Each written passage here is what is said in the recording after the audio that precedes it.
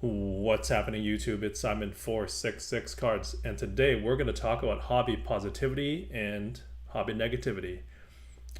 This has been on my mind for a while, and it really culminated during my trip to the National because I met a ton of people, some for the first time, some who I talked with online and met in person for the first time and had a great time throughout the entire weekend meeting all these different people. And by and large, it was a great experience.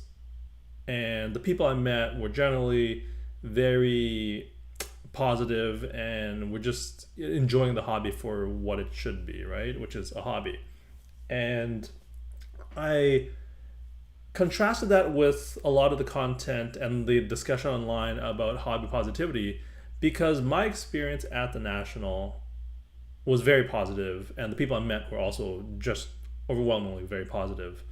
But there's always this discussion about hobby positivity, and we should focus on hobby positivity because a lot of the content online isn't as positive, right? A lot of it is quite negative because that's what generally I assume gets clicks and whatnot. But if I think back to my content, some of it is negative, right? And there are reasons for that, and that's what I really want to discuss. That this is going to be a little bit of a different video, just talking about more bigger picture things. So when I think about negative content, there are channels across the spectrum, some honestly not very good, and some that are better. So one example I want to bring up is Dan the Cardman. I actually quite like his content, but it skews negative. But I don't mind it. Like I said, I quite enjoy his videos and I like them. But if you I'm recording this on August the 3rd, but if you look at his videos, right, this is all 12 videos here, all within very recently. Here he's talking about backdoored. Here is backdoor update. His thumbnail is he's unhappy. He's, oh my god, are they doing this? Market movers, that's fine. There's something here. It's confirmed fake. It's confusion. There's a scam here. There's another fake where he's got his head in his hands. Here's his one-of-one duplicates. Another hanky-panky, and he's got his face in his hands. Scumbag, damaged it, still missing. So it's like, this is kind of his shtick. This is his deal. But all of this, to me, is fine, even though it's clearly the tone is negative. And would I like him to make some positive content a little bit more often? Sure. But the reason why his content is good to me is because it's all factual. The way he presents his data, his stories, his videos, it's all based on fact, and then he gives his opinion on it. But he does his research. It's well researched. It's well thought out. And to me, it doesn't matter whether it's negative. It's still true, right? There are others, I'm not going to name names, who put out negative content where it's just you're making stuff up. Like, you have no idea what you're talking about. But Dan here, I think he does a great job. Again, it skews negative, but he does a good job with it. It's real, it's factual, and so it's fine to me. Like, it's good. And I want to contrast that with someone who skews very positive, and that's a great curator. And I'll be honest, I stopped generally just watching his stuff a while back. I had watched his stuff before, and he had this message of focusing on the hobby positivity, which by and large is a good message, right? But the way that he presented his message of focus on the hobby positivity and shut out the haters and shut out the negativity and ignore the critics, to me it was more presented as like, I only want to hear good news and I don't want to hear bad news, which is different than Dan the Cardman, who is just saying like, this is the news and it's bad, right?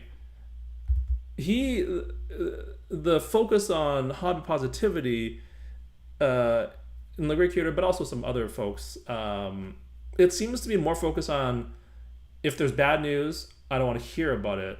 I'm just going to stick my head in the sand, which I don't think is a good approach for anything, because it's just basically saying like I want to be willfully ignorant to news that doesn't fit my narrative. I want to be in my own echo chamber, which, you know, I think is a broader problem in society. But this is, I feel like this discussion talks, or this discussion I'm having here is encapsulates the same thing. It's like, well, do you just want to live in your own little like fanciful world where like it's all rainbows and sunshine and lollipops and nothing bad happens? Because that was the tone, and maybe like great curator, maybe I'm wrong, but that was the tone. That's the tone that I get from him, that I don't want to hear bad news, as opposed to the card man. He's just like, I'm going to tell you the news. It's mostly going to be negative, but I'm going to tell you the news, right? And so that's and where that comes into play for me is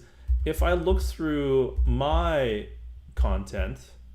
I'm just going to do a quick little overview here, right? Starting, you know, when I first started 6 months ago. How many months ago now? 9 months ago? Wow, it's going by quick.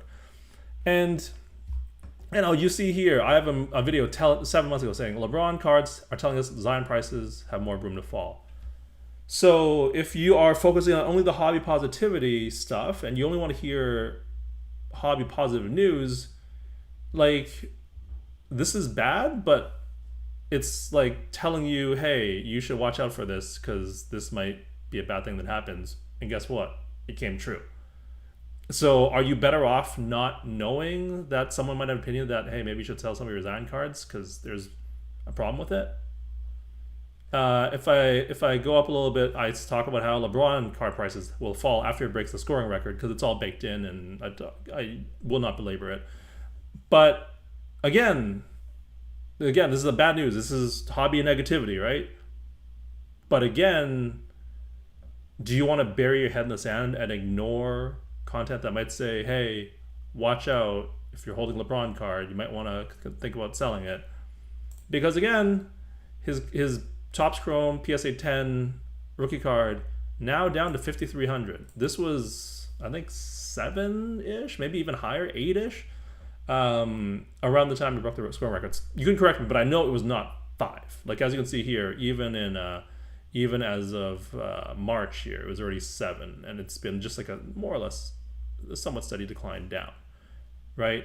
And all the way down, even as low as below sub 5, right? So okay, like, and then, you know, you have my video here talking about how I held 2 Green Prism Jason Tatum PSA 10 rookie cards. I sold them because I did this analysis, and here's why. And I explained my thinking, and I said, like, this is why you might want to sell or consider selling your Jason Tatums. Think they're overpriced. And it's like, well, is that hobby negativity, or is that just telling you what I think and something for you to be aware of? Do you not want to know this? Because now Green Prism PSA 10 is selling for under 2K. When I made the video, it was like just under 3K. So we're down about a third.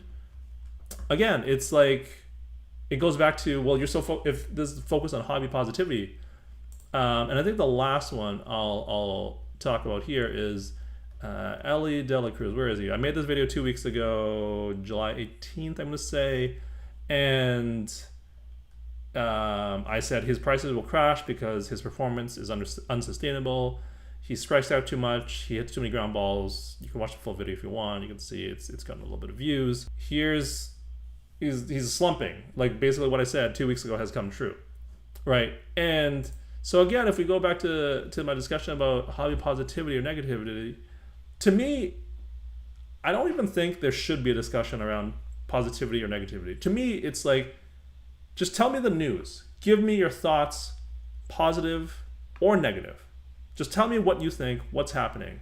Just as long as it's based in fact and good analysis and good logic.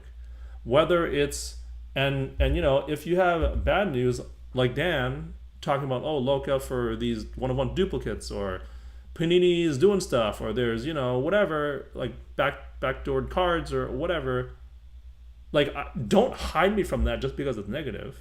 Tell me about it so I'm aware, so I can become more knowledgeable as a collector, as someone in the hobby.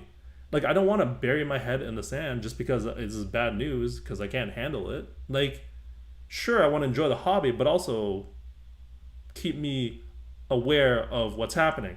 So that's basically the gist of the video. It's just that I don't like this discussion around positive or negative, positivity or negativity. Just how about we just stick to the facts and stick to quality, logic, and analysis, and insights and opinions? How about that?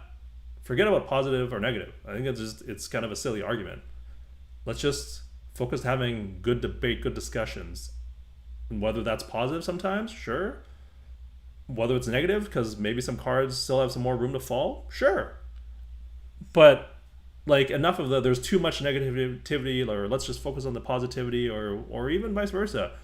Let's just enjoy the hobby and talk about the good and the bad as they happen. How about that? Is that too radical? That is the video. Would obviously a little bit different than my usual more data driven videos, but would love to hear your comments about this one. Do you agree with me? Do you not?